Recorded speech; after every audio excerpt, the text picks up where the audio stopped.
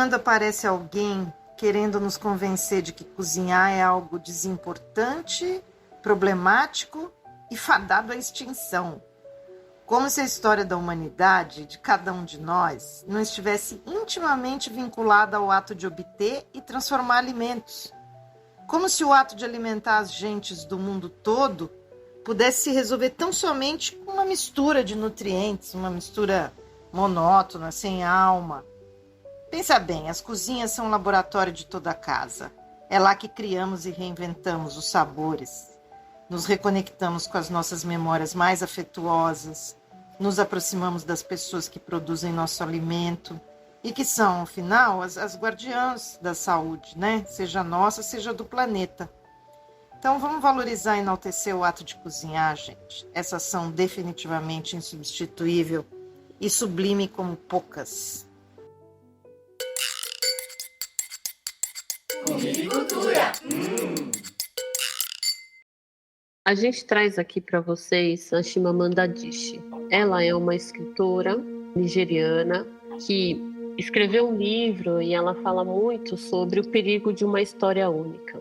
E por que a gente começa falando de uma história única? Porque se você escuta uma história somente por uma perspectiva, por uma voz, a gente corre um erro muito grande de se confundir com essas histórias. E saber sobre outras histórias por meio de outras pessoas nos faz aumentar a compreensão que a gente tem sobre o mundo. Então, com esse olhar dela, a gente se propõe a olhar para os sistemas alimentares e se perguntar por que eles são como são. O que a gente se propõe a fazer nesse curso, Cozinhas e Infâncias, é trazer várias perspectivas, várias histórias para comporem esse enredo e explicar um pouco do que acontece nos sistemas alimentares. E daí, se a gente pensar no tempo geológico, ou seja, no tempo que levou para a Terra, para o nosso planeta ser formado, é impressionante como o tempo que o ser humano está nesse planeta é tão pequeno em relação ao tempo que ele levou para ser formado. Levaram-se milhões de anos para a natureza estar como ela está. Então, a gente se pergunta, apesar de tão pouco tempo no planeta Terra, olha só toda a destruição que o ser humano foi capaz de fazer no nosso planeta. Trazendo o ser humano e pensando ele no mundo, pensando que o mundo é essa bola que rebola lá no céu, como diria a palavra cantada, e também em companhia da Chimamanda, né, sobre as histórias que nos contam, o que é importante a gente olhar aqui no mapa são as representações dos continentes, dos países, os tamanhos que eles ganham. E aqui um grupo de pessoas, né, resolveu dizer que o mapa mundi seria desenhado dessa forma, né? Então, a gente tem um globo terrestre, que é uma bola, repartida entre norte e sul, hemisférios norte e sul, e aqui você tem o Brasil com as suas terras imensas, bem pequenininho, aqui na América do Sul. Depois você tem a África, que é um continente composto por 53 países, que é imenso, também bem pequeno.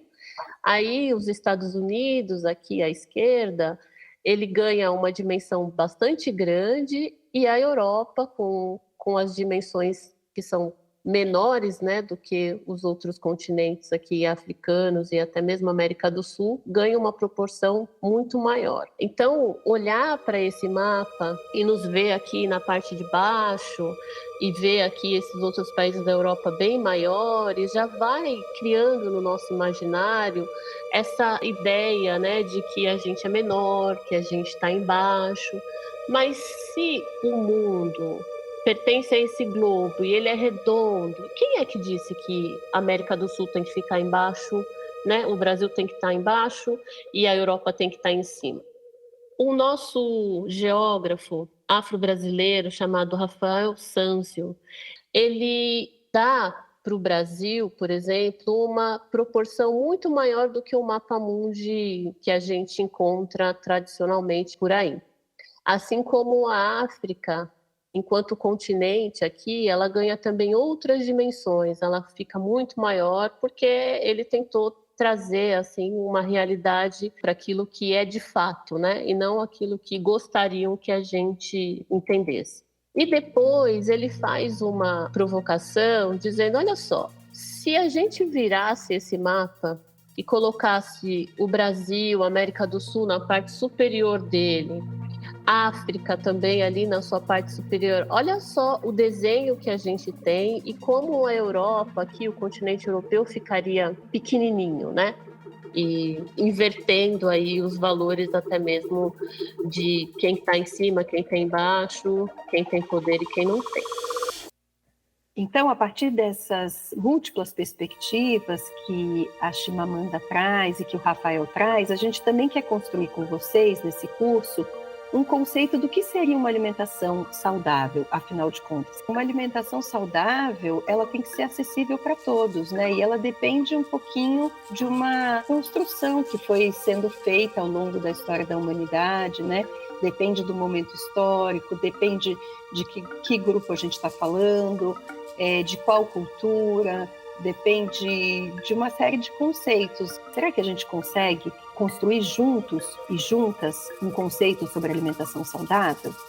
Para explicar um pouquinho a história da alimentação em paralelo com a história da própria evolução da humanidade, a gente vai usar uma linha do tempo ocidental que divide a história humana em 3 grandes períodos. O primeiro período foi a pré-modernidade, que foi o período anterior às grandes navegações, antes dos europeus se lançarem ao mar e trazerem o projeto de colonização deles, né? Eles chegaram na América Latina, no Brasil, por exemplo, dizendo que descobriram esse território, sendo que nesses territórios já existiam pessoas, né, os povos originários habitando esses lugares. Então, na pré-modernidade, o valor ele estava na tradição, né, desses locais, o que era local, o que era familiar, o que era ligado à cultura do povo, ao folclore. E as práticas alimentares, elas eram culturalmente diversas ao redor do mundo. Não existia um padrão alimentar, né? Pelo próprio perfil dos sistemas alimentares daquela época. Cada um plantava e colhia o que queria plantar. E o risco, justamente ligado ao alimento, era o de não comer, pela possível falta de se encontrar alimentos. E com o início da modernidade, tudo que era pré-moderno foi considerado como irracional, porque eles não podiam ser avaliados à luz da ciência, que justamente surgiu nesse período moderno. A construção da ciência moderna, ela está ligada a uma visão patriarcal do mundo. Hoje, a gente acredita que no passado existia a igreja, existia a religião, e que, de repente, apareceu a ciência do nada e derrubou as regras da igreja, desvalorizando todo o conhecimento tradicional, que era principalmente detido pelas mulheres naquela época. Mas o fato é que, com o advento da modernidade, realmente houve um avanço nas ciências e nas descobertas, e se descobriu os muitos nutrientes que existiam no solo, nas plantas, né? As proteínas, os lipídios, os carboidratos, as vitaminas, os minerais. E, paralelamente, as pessoas começaram a viver em coletividades maiores, né? Domesticando, além de plantas, muitos animais. E aí, com isso, começaram a surgir inúmeras doenças, o medo das contaminações biológicas, eliminar qualquer tipo de praga, bichinhos que invadem uma plantação, e com isso houve uma ruptura muito grande da humanidade com a própria natureza, como se a natureza estivesse aí simplesmente para nos servir. Isso significava o quê? Não olhar para trás, negar a tradição, negar o conhecimento dos povos originários. E para ser saudável, você precisava comer alimentos com pouca gordura, com muita proteína, rico em vitaminas, em fibras. Então, a gente ficou novamente com as partes e sem o todo. Já na contemporaneidade, a gente pode dizer que o feitiço virou contra o feiticeiro, que a gente ficou tão moderno, tão moderno, tão moderno, que a gente esqueceu a tradição. E aí deu saudade do passado, vontade de voltar atrás, e a gente começou a perceber que lá na pré-modernidade existiam conceitos muito importantes. E aí a gente se tornou contemporâneo. Veio a globalização, alimentos do mundo todo para todo mundo, mas também surgiram vários questionamentos. Será que a gente não deveria respeitar, por exemplo, a época de cada alimento? Né? Será que a gente tem que comer morango o ano todo? E para isso a gente tem que utilizar muitos agrotóxicos? A gente tem que fazer algumas transformações nesses alimentos em laboratórios? E será que a gente tem que comer, então, só orgânico agora? Porque se antigamente minha família comia convencional e todo mundo era saudável, por que é que agora eu tenho que comer orgânico? Mas será que naquela época também se utilizavam tantos agrotóxicos como se usam hoje? Existiam os alimentos transgênicos? Então, o fato é que nos dias atuais a confusão é muito grande e as pessoas têm muita dúvida do que é uma dieta saudável. Então, a gente vai tentar pensar nisso juntos e juntas por aqui. Então, a gente viu que lá na pré-modernidade existiam várias populações espalhadas pelo mundo, só que ninguém se conhecia. Se a gente for olhar para o Brasil, que ganhou esse nome depois da invasão dos portugueses, a gente tem os indígenas, que antes todo mundo achava que era uma coisa só, né? Tem lá um indígena, ele mora lá naquela casinha lá de sapê e tal, e eles falam tudo, todo mundo fala a mesma língua, só que não, né? A gente tem aqui várias etnias indígenas e essas populações, durante todo esse tempo pós-invasão, elas foram massacradas. Então, hoje a gente tem alguns poucos representantes de cada uma delas. E são elas que, de alguma maneira, protegem as florestas e também apoiam os nossos sistemas alimentares mais saudáveis. E aí, falando da alimentação desses povos originários, né, essas várias etnias indígenas se alimentavam principalmente de uma espécie que existe aqui no Brasil, chamada mandioca, que é conhecida também como aipim, é conhecida como macaxeira, dependendo da região, e que foi um dos alimentos mais importantes para essas populações. A gente consegue não só aprender com os indígenas a comer a mandioca, mas também a produzir vários dos seus derivados, né? Os indígenas trouxeram para a gente uma tecnologia para a gente retirar da mandioca vários outros insumos alimentares, como, por exemplo, o polvilho, a gente tem a farinha pubada.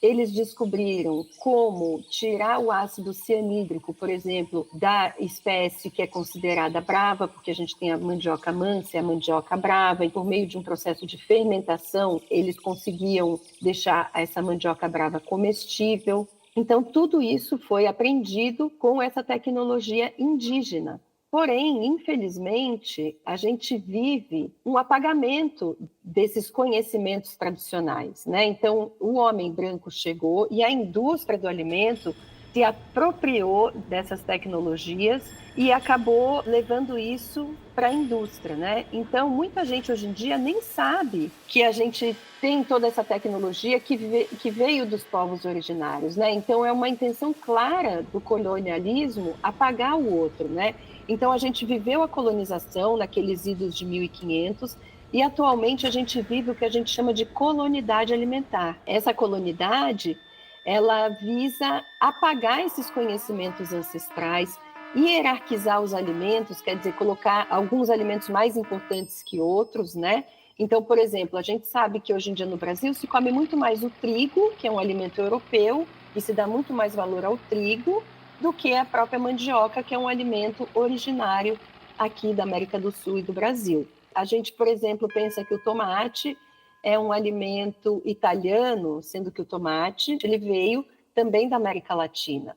O chocolate, a gente fica achando que os melhores chocolates são os suíços, belgas, né? Mas, na realidade, o cacau também é proveniente da América do Sul. Então, essa valorização precisa ser feita, né? E a gente precisa ter esse entendimento que esses alimentos são originários aqui do nosso território e não deixar com que a Europa colonize também a nossa alimentação.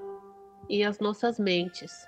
Por isso que esse curso se propõe a fazer esse convite, para que a gente possa olhar o mundo, os sistemas alimentares, a comida que vai no nosso prato, que a gente se questione, que a gente conheça a origem, que a gente valorize aquilo que vem de perto, que a gente cultue as receitas dos nossos avós, das nossas bisavós e os saberes que a gente traz dentro da gente. Esse é o nosso convite. A criança deve e pode comer de tudo. Deve comer de tudo. Quando você está apresentando uma comida para uma criança, uma comida nova, uma comida que ela nunca experimentou, você está apresentando o mundo para aquela criança. Eu fiquei até os meus 11 anos numa roça onde a estrada acabava e a gente tinha que se resolver naquele pedacinho, comendo o que a terra produzia, comendo o franguinho do terreiro, o porquinho do chiqueiro, o leite que era tirado da vaca, que vinha para o queijo, que o soro ia para o porco, que nos alimentava. Tinha abóbora, tinha amendoim, a gente tinha sempre uma roça de mandioca, tinha uma horta, tinha uma plantação de milho. Então, esse mundinho sustentável sempre me pertenceu. E claro que hoje a gente amplia isso nos nossos dias. Os tempos mudaram, mas a minha mãe, com 8 anos, começou a cozinhar num fogão a lenha.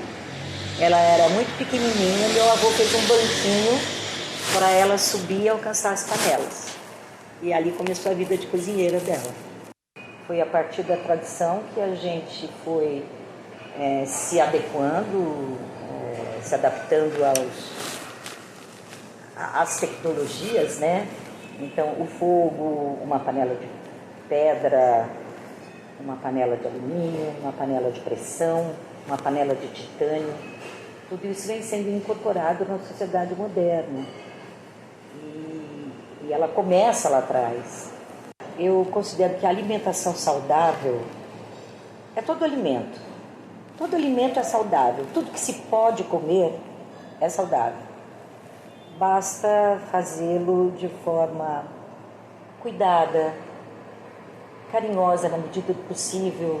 Comida saudável para mim é arroz e feijão feito de preferência na hora. Restaurante vem de restauro e eu acho essa palavra linda, que a comida nada mais é que um restauro. Então este restauro tem que caber às educadoras e às mães. A comida que ela comeu, que a mãe comeu, que a avó comeu, e não perder esse vínculo com a tradição. Porque a comida é fundamental no processo de formação da educação. E a cozinha é um instrumento extraordinário, onde vários aspectos são abordados, né? A sociabilidade, a educação, o respeito, o compartilhar, e por aí vai. Cozinha é lugar de criança, sim.